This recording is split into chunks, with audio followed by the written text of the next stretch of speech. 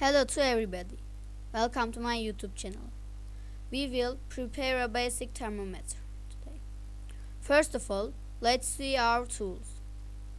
We need a scaled hose, a cylinder container, and some colored alcohol. Now let's see how to do it.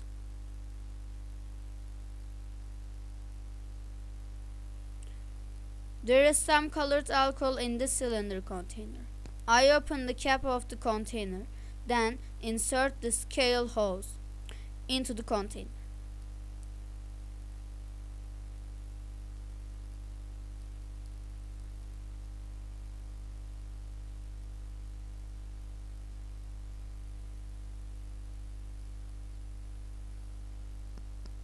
I tighten the hose cap.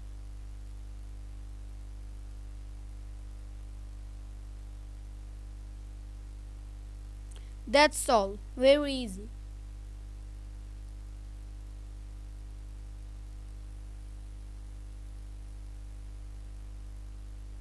Please don't forget to subscribe my YouTube channel Yücel Erdem Nalbant.